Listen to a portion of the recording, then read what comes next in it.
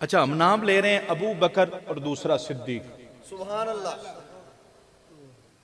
ना अबू बकर आपका नाम है, वाह न सिद्दीक आपका नाम है। सुभान अल्लाह। इन दोनों में से नाम कोई नहीं।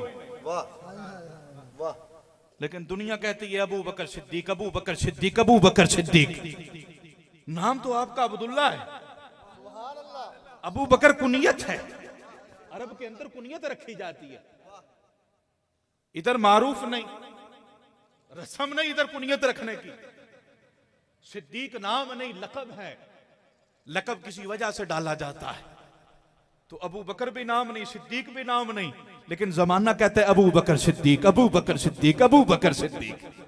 अबू बकर का माना होता है पहले वाला, अव्वलियत वाला है, जो सबसे पहले आए उसको कहते हैं अबू बकर।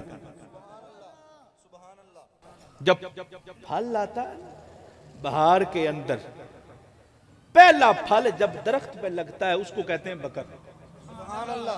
सुभान है अल्लाह। शजरे इस्लाम पे सबसे पहला फल लगा है अबू बकर। क्या बात है, मोहब्बत से सुभान अल्लाह कहते हैं। क्या बात है। वाह, बेटा बेटा आप बैठ जाएं, आप बैठ जाएं जरा। वाह। अबू बकर का माना है पहले वाले। किस किस में पहले हैं?